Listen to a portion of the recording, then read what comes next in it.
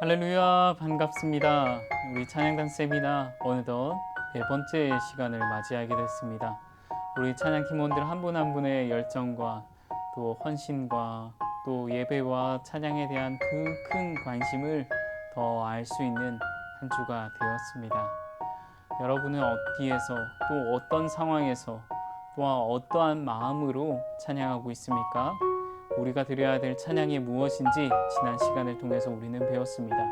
하나님과 더욱 동행할 수 있는 우리 찬양단 되시길 축복합니다. 기도하고 함께 찬양단 세미나 네 번째 시간 시작하도록 하겠습니다. 기도하겠습니다. 아버지 하나님 감사합니다. 하나님 주님 찬양하는 기쁨, 언제나 어디서나 슬플 때나 기쁠 때나 찬양할 수 있는 그 기쁨 우리에게 허락해 주심에 감사드립니다. 하나님 이 찬양단 세미나를 통해서 하나님을 향한 찬양의 소리가 하나님 슬픔 가운데서도 기쁨 가운데서도 터져 나올 때에 하나님 더욱 사랑하는 찬양의 고백이 우리 가운데 더하게 해 주옵소서. 예수님의 이름으로 기도드립니다. 아멘. 우리 계속해서 우리 지난 시간을 다시 한번 되짚어보며 시작하겠습니다. 우리 지난 시간을 통해서는 찬양의 의무를 가진 대상은 누구인가에 대해서 먼저 배웠습니다. 찬양의 의무는 누구에게 있습니까? 모든 만물은 찬양해야 합니다.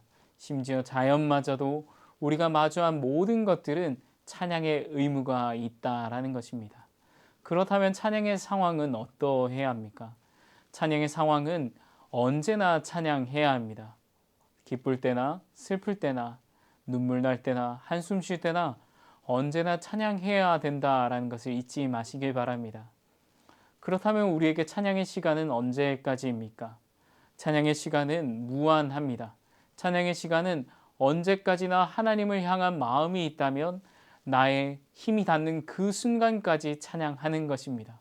즉 우리가 드려야 될 찬양이라는 것은 우리가 나이가 들어서 혹은 나의 삶이 조금 피로해져서 찬양을 멈춰야 되는 것이 아니라 우리는 끊임없이 찬양해야 됨을 잊지 마시길 바랍니다. 또한 우리의 찬양의 장소는 어떠해야 합니까? 우리의 찬양의 장소는 언제나 어디서나 어느 곳에서나 가능해야 합니다. 즉 초월적인 장소 가운데서도 찬양하는 것이 진정한 찬양임을 잊지 마시기 바랍니다. 오늘 강의 계속해서 시작하도록 하겠습니다. 성경 속에서는 찬양하는 다양한 방법들을 우리에게 알려주고 있습니다. 여러분은 무엇이 찬양의 방법이라고 생각하시나요? 오늘 우리가 살펴볼 찬양의 방법에 대해서 먼저 알아볼 텐데요. 먼저 찬양의 방법은 목소리로 하나님을 찬양하는 것이 찬양의 방법이라는 것을 우리가 성경 말씀을 통해서 알 수 있습니다. 성경은 먼저 말하는 것으로 목소리로 하나님을 찬양할 수 있다라고 이야기합니다. 시편 145편 21절입니다. 내 입이 여호와의 영예를 말하며 모든 육체가 그의 성호를 영영히 송축할지로다. 아멘. 성경은 먼저 목소리로 하나님을 찬양할 때 말하는 것으로 하나님을 찬양할 수 있다라는 겁니다. 다른 말로 표현하자면 우리의 말조차도 우리의 모든 찬양 인도자들이 드리는 멘트조차도 찬양의 일부라는 것을 우리는 잊지 말아야 합니다. 또한 성경은 어떠한 방법으로 목소리로 하나님을 찬양할 수 있다라고 말합니까? 두 번째로는 외치면서가 바로 우리 목소리로 하나님을 찬양하는 방법이라고 말합니다. 요한계시록 7장 10절의 말씀입니다. 큰 소리로 외쳐 가로되 구원하심이 보좌에 앉으신 우리 하나님과 어린 양에게 있도다 하니. 아멘. 두 번째로 하나님을 찬양하는 방법은 목소리를 외치면서 외치는 것이 하나님을 향한 찬양의 하나의 방법이 될 수 있다라는 겁니다. 즉 우리가 찬양할 때는 물론 찬양의 가사를 통해서도 하나님의 높으심을 우리가 높여드릴 수 있지만 더 중요한 것은 우리가 큰 소리로 외치는 것도 찬양의 하나라는 것을 우리는 잊지 않아야 됩니다. 또한 우리는 당연히 우리가 알고 있는 찬양의 방법이 또한 있습니다. 무엇입니까? 노래로 하나님을 찬양하는 것도 바로 목소리로 하나님을 찬양하는 방법입니다. 에베소서 5장 19절이 말합니다. 시와 찬송과 신령한 노래들로 서로 화답하며 너희의 마음으로 주께 노래하며 찬송하며. 아멘. 하나님을 찬양하는 방법 중 하나는 노래로 하나님을 찬양하는 것이 그 방법이 될 수 있습니다. 우리가 드리는 찬양은 하나님을 찬양하기에 합당한 방법임을 잊지 마시기 바랍니다. 또한 우리는 어떠한 것으로 하나님을 찬양할 수 있습니까? 그것은 바로 행위로 하나님을 찬양할 수 있습니다. 첫 번째 행위는 바로 손뼉을 치는 것입니다. 시편 47편 1절이 이렇게 말합니다. 너희 만민들아 손바닥을 치고 즐거운 소리로 하나님께 외칠지어다.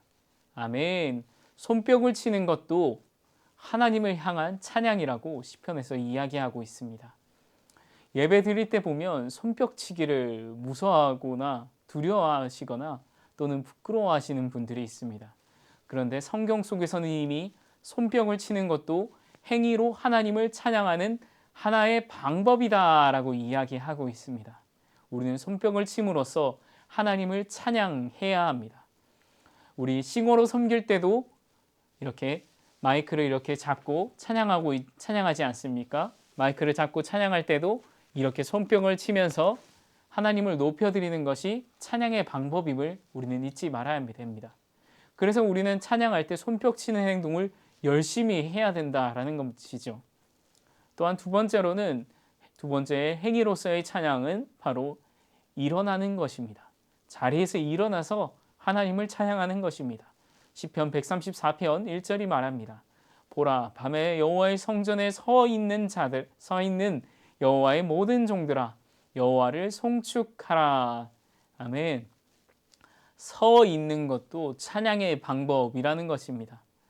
우리가 모든 예배에서는 비록 모두가 함께 일어나서 찬양할 수는 없지만 우리가 자리에서 일어나서는 것만으로도 우리는 행위로서 하나님을 온전히 찬양하는 것임을 잊지 마시기 바랍니다. 그렇다 보니 우리가 때로는 찬양을 드릴 때에 어떤 예배에서는 오랜 기간 서 있는 데도 있죠. 그럴 때에 우리에겐 지혜가 필요합니다. 연로하신 분들이거나 육신이 불편하신 분들은 자리에서 일어나는 것이 힘들기 때문입니다. 그래서 그런 분들을 향해서 한 번쯤 이렇게 유연한 멘트를 하는 것이 중요합니다. 가능하신 분들은 자리에서 일어나서 함께 찬양하길 바랍니다. 이렇게 찬양하길 원합니다 등의 멘트로 우리가 일어남의 찬양의 자리에 서는 것도 중요하다라는 것이죠. 마지막으로 세 번째로 우리에게 있는 행위로서의 찬양은 무엇입니까? 바로 무릎을 꿇는 것입니다. 시편 95편 6절이 말합니다. 오라 우리가 굽혀 경배하며 우리를 지으신 여호와 앞에 무릎을 꿇자. 아멘. 우리가 여호와 앞에 무릎을 꿇는 것. 우리가 잘 아는 것처럼 아바드라는 말도 무릎을 꿇다, 시중을 들다라는 말이 들어가 있는 것처럼 종이 되다, 종으로서 섬기다라는 말이 들어가 있는 것처럼 우리가 드리는 예배는 하나님 앞에 무릎을 꿇는 것도 찬양의 하나의 방법임을 잊지 말아야 합니다. 더 큰 은혜를 경험하고 싶으십니까? 더 큰 찬양의 자리에 서고 싶으십니까? 그렇다면 우리는 행위로도 하나님을 찬양해야 할 줄 알아야 합니다. 내게 있는 주변 사람들을 향한 시선을 의식해서 부끄러워하고 있는 마음들이 있다면 그 모든 생각과 마음을 내려놓고 행위로서 하나님을 찬양하는데 앞장서는 저와 여러분 되길 축복합니다. 또한 행위로의 찬양 네 번째는 무엇입니까? 바로 춤입니다. 사무엘하 6장 14절에서 15절의 말씀입니다. 여호와 앞에서 힘을 다하여 춤을 추는 때에 에봇을 입었더라. 다윗과 온 이스라엘 족속이 즐거이 부르며 나팔을 불고 여호와의 궤를 메어 오니라. 아멘. 다윗이 이제 여호와의 궤가 실로에서 잃었던 그 궤가 실로로 돌아올 때에 다윗이 어떻게 합니까?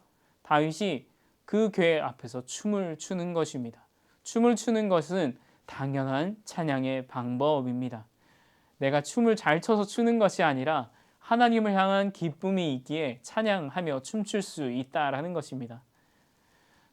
또한 우리가 다섯 번째로 행위로 하나님을 찬양하는 방법은 기뻐 뛰는 것입니다. 사도행전 3장 8절입니다.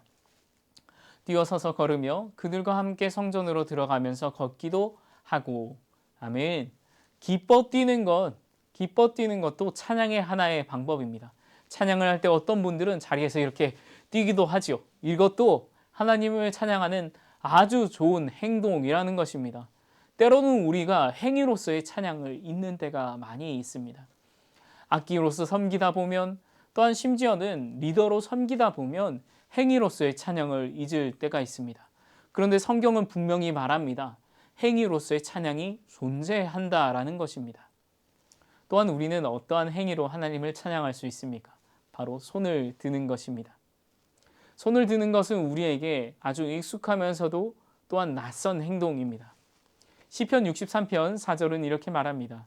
이러므로 내 평생의 주를 송축하며 주의 이름으로 인하여 내 손을 들리이다.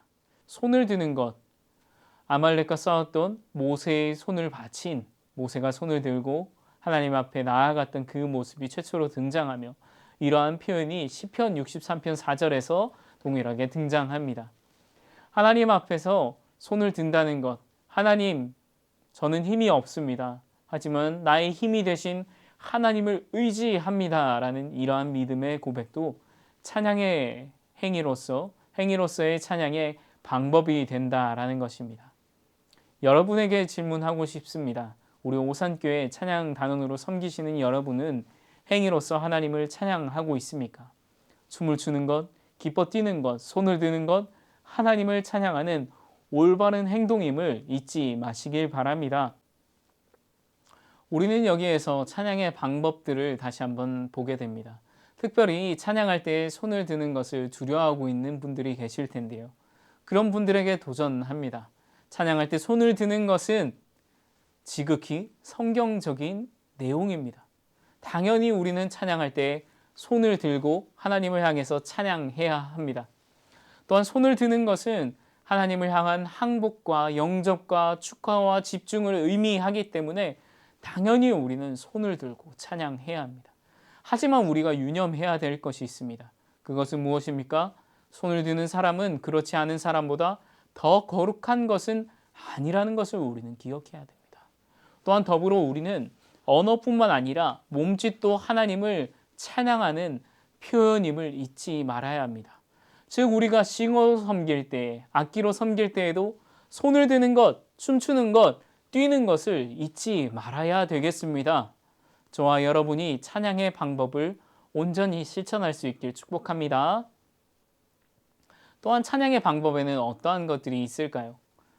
바로 악기로 하나님을 찬양하는 것입니다. 성경에 잘 등장하는 악기들은 바로 다음과 같은 구절에 등장합니다. 나팔과 비파와 수금과 소고와 현악과 퉁소와 재금이 시편 150편 2절에서 4절까지의 말씀에서 등장합니다. 나팔 소리로 찬양하며 비파와 수금으로 찬양할지어다. 소고치며 춤추며 찬양하며 현악과 퉁소로 찬양할지어다. 큰 소리 나는 재금으로 찬양하며 높은 소리 나는 재금으로 찬양할지어다. 아멘. 우리가 이러한 악기들로 찬양할 수 있습니다. 또한 시편금도 하나님을 찬양하는 악기입니다. 시편 92편 1절입니다. 시존자여 시편금과 비파와 수금으로 여호와께 감사하며 주의 이름을 찬양하고 아침마다 주의 인자하심을 알리고 밤마다 주의 성실하심을 베품이 옳으 좋으니이다. 아멘. 이러한 말씀의 고백처럼 시편금도 하나님을 찬양하는 방법으로 등장합니다. 여기서 깜짝 퀴즈를 잠깐 내겠습니다. 찬양의 방법은 무엇입니까? 앞서 살펴보았던 찬양의 방법들에 대해서 한번 간추려서 적어 보시기 바랍니다. 이러한 찬양은 여러 가지 악기로 찬양할 수 있는데, 그렇다면 이렇게 찬양하고 나면 어떠한 능력이 우리에게 나타날까요? 찬양의 방법에 따른 하나님의 능력은 첫 번째로 영혼의 기쁨이 넘쳐남으로 나타납니다. 사도행전 16장 25절에서 26절의 말씀입니다. 한밤중에 바울과 실라가 기도하고 하나님을 찬송하며 죄수들이 듣더라. 이에 갑자기 큰 지진이 나서 옥토가 움직이고 문이 곧 다 열리며 모든 사람의 매인 것이 다 벗어진지라. 아멘. 찬양의 능력으로 첫 번째는 영혼의 기쁨이 넘쳐납니다. 감옥이라는 곳은 슬픔의 현장이요, 사람의 모든 삶을 억제하고 있는 포로됨의 상징이라고 할 수 있습니다. 우리는 누구나 나를 둘러싼 걱정과 근심의 포로로 살아갑니다.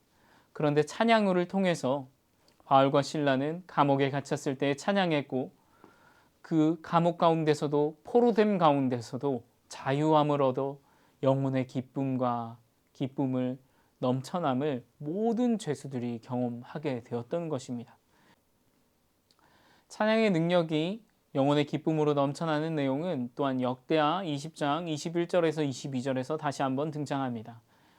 백성으로 더불어 의논하고 노래하는 자를 택하여 거룩한 예복을 입히고 군대 앞에서 행하며 여호와를 찬송하며 이르기를 여호와께 감사하세 그 자비하심이 영원하도다 하게 하였더니 그 노래와 찬송이 시작될 때에 여호와께서 복병을 두어 유다를 치러 온 암몬 자손과 모압과 세일 사람을 치게 하심으로 저희가 패하였으니 아멘. 이러한 말씀의 고백처럼 이제 여호사밧은 이제 암몬과 모압과의 전투 가운데서 찬송하는 이들을 먼저 세웠고, 그것이 영혼의 기쁨이 넘쳐나 승리를 맛보게 합니다. 또한 찬양의 능력은 무엇이 있습니까? 구원의 능력이 나타납니다.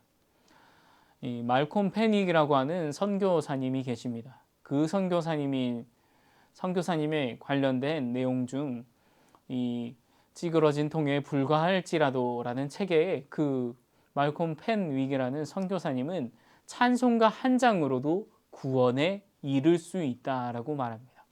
찬양하면 구원의 능력이 나타납니다.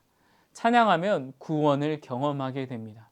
지금도 찬양하기 어려운 땅 가운데서도 찬양함으로 구원의 능력을 맛보는 많은 간증들을 우리는 접하게 됩니다. 찬양하시기 바랍니다. 또한 찬양은 어떠한 능력이 있습니까? 세 번째로 찬양의 능력은 믿음으로 승리하게 합니다. 시편 40편 3절입니다. 새 노래 곧 우리 하나님께 올릴 찬송을 내 입에 두어 지었으니 많은 사람이 보고 두려워하여 여호와를 의지하리로다. 아멘. 시편 28편 7절도 말합니다. 여호와는 나의 힘과 나의 방패의 신이 내 마음이 저를 의지하여 도움을 얻었도다. 그러므로 내 마음이 크게 기뻐하며 내 노래로 저를 찬송하리로다. 아멘. 찬양의 능력으로 믿음으로 승리하게 합니다. 찬양하면 믿음으로 승리하게 합니다. 퀴즈는 강의 소감문 제출 시에 함께 제출해 주시기 바랍니다. 찬양의 능력은 무엇인지 앞에 대제목들을 보시면서 한번 간추려서 적어 주시기 바랍니다. 찬양에 사용되는 성경의 표현들은 위에 도표와 같이 나누어 볼 수 있습니다. 아멘, 할렐루야, 시온, 예루살렘, 임마누엘, 알파, 오메가, 에베네셀. 그런데 이런 단어들 우리가 너무 잘 알고 있으면서도 잘 알지 못해서 가사 가운데에서 가사의 고백에서 내 마음을 담아내지 못했던 때들이 있으실 겁니다. 아멘이라는 표현은 맹세와 동감의 표현입니다. 할렐루야라는 표현은 하나님을 찬양하라 라는 표현입니다. 시온이라는 표현은 하나님의 백성이 살고 있는 곳, 그리고 천국을 뜻합니다. 예루살렘이 이와 유사한 표현으로도 쓰입니다. 그리고 임마누엘은 이제 예수님께서 하나님이 우리와 함께 계시다라는 예수님이 이제 태어나실 때 천사가 말했던 예언의 말씀 중 하나입니다. 또한 알페아와 오메가라는 표현도 있죠. 또한 에베네셀이라는 표현도 있습니다. 이처럼 찬양에 사용된 성경의 표현들도 잘 알아두는 것이 찬양의 가사의 고백에 마음을 담을 수 있는 중요한 동기가 됩니다. 이 시간은 찬양의 역사에 대해서 그러면 좀 살펴보도록 하겠습니다. 먼저 찬양은 어디서부터 시작될까요? 모세와 미리암이 출애굽 15장에서 찬양했던 그 최초의 찬양의 고백을 통해서 우리는 가장 먼저 알 수 있습니다. 그런데 이 찬양의 내용을 더 자세히 살펴보면 강강술래와 같다라고도 학자들은 이야기합니다. 마치 화답을 하기도 하고, 또한 미리암은 모세의 찬양이 다 끝난 후에 미리암은 화답으로 이스라엘아 찬양하라 하며 모든 사람들에게 찬양할 것을 요청하죠. 주고받는 형태가 된 것이 바로 찬양의 하나의 강강술래와 같은 모습으로 여겨진다라고 학자들은 이야기합니다. 또한 이러한 찬양은 구약에서는 시편집을 통해서 알 수 있습니다. 시편은 이렇게 시편을 읽어보면 상황에 따른 찬양의 용도들이 담겨져 있습니다. 구약의 찬양들이 이렇게 담겨져 있음을 시편을 통해서 알 수 있죠. 초대교회의 찬양은 어떠했을까요? 찬송시로서 등장합니다. 찬송시로서 고린도전서 14장 26절에서 등장하고, 또한 시와 찬미와 신령한 노래로 찬양하라 라는 고백처럼 에베소서 5장 19절에서 20절까지 말씀으로도 등장합니다. 근데 초대교회의 찬양은 로마의 박해 가운데 속에서 익숙한 멜로디라기보다 반복되는 멜로디 속에 챈팅 정도의 찬양으로 이루어졌다라고 이야기합니다. 또한 중세교회의 찬양은 어떠했을까요? 그레고리 성가 중심으로 이제 그레고리 성가를 독점했던 성직자들을 중심으로 독점적으로 이루어졌던 것을 볼 수 있습니다. 당시에 반주는 사람들의 마음을 이렇게 유혹한다라는 이 명 아래에 이 무반주나 단선율로 이루어졌습니다. 또한 라틴어로만 이루어졌던 것입니다. 당시의 성경은 70인역이라고 하는 라틴어 성경만이 인정되는 시대였기 때문입니다. 그래서 아직도 이 성당이라든지 성당의 미사를 드릴 때를 살펴보면 성직자 중심의, 그리고 무반주, 그리고 단선율로 부르는 이런 방식의 찬양의 형태가 많이 존재합니다. 그 찬양의 형태는 다시 한번 좀 더 살펴보면, 구체적으로 살펴보자면 응답송식으로 된 이제 선창자, 즉 성직자가 먼저 부르고 나면 회중이 네 그렇습니다 이런 식의 화답의 표현으로도 등장하고, 또는 교창송식으로 성가대와 성가대가 주고받는 교창송식, 그리고 성가대만이 부르는 독창식의 찬양으로 존재했습니다. 이러한 찬양은 우리가 잘 아는 마르틴 루터의 종교개혁의 시대부터 큰 변곡점이 생기기 시작합니다. 루터는 이렇게 찬양을 바라보았던 것입니다. 찬송은 하나님이 인간에게 주신 최고의 선물이다라는 이런 종교개혁의 의지가 있었기 때문에 한음절에 한음 표기를 해서 이제 또한 모국어로 찬양하기로 한 것이죠. 그러니까 찬양이라는 것이 한 사람의 점유물이 아니라 모든 사람이 하나님께 드릴 수 있는 하나님의 선물이다라고 인정했던 것이죠. 그런데 칼뱅은 이와 다르게 조금은 제한했던 것입니다. 시편의 노래들만 찬양의 근원이다라고, 찬양이다라고 해서 그는 만복의 근원의 하나님 같은 찬송만을 불렀던 것입니다. 이러한 찬양은 18세기와 19세기의 영미각성시기에 아이작 와츠를 통해서 조금 더 확대됩니다. 아이작 와츠는 시편이든 창작된 찬송이든 교회의 노래는 신약의 성서의 복음의 빛에 비추어 재해석된 복음의 내용이어야 된다라고 이야기함으로써 많은 사람의 신앙의 고백이 담긴 것도 찬양으로 인정이 되기 시작합니다. 그래서 복음 성가가 이 복음주의 운동가들과 더불어 함께 확장되어 갑니다. 당시에는 월남전 이후에 많은 사람들이 허무주의에 빠졌던 시대입니다. 그에 대한 반동으로서 복음주의가 일어나 빌리 그레함 목사님과 같은 분들이 복음을 전하며 복음 성가의 열정을 더해 갔던 것입니다. 우리는 이러한 찬양의 역사를 간단히 살펴보면 우리에게 다가온 찬양은 단순한 것이 아니요 깊은 의미와 역사가 있음을 우리는 잊지 말아야 합니다. 더불어 우리가 앞서 살펴본 것처럼 찬양은 우리의 몸과 마음마저도 드리는 것이 찬양임을 우리는 잊지 말아야 됩니다. 이번 한 주간도 이러한 찬양에 담겨져 있는 역사와 찬양의 방법들을 살펴보므로 정말로 찬양할 수 있는 저와 여러분 되길 축복합니다. 우리 함께 기도하며 마무리하겠습니다. 아버지 하나님 감사합니다. 하나님, 오늘도 우리가 찬양할 수 있는 목소리와 의무와 행동을 우리에게 주심에 감사드립니다. 내 마음과 행동을 다하여 하나님 찬양하는 우리가 되게 주옵소서. 예수님의 이름으로 기도드립니다. 아멘. 수고하셨습니다. 한 주간도 찬양으로 승리하시길 축복합니다. 감사합니다.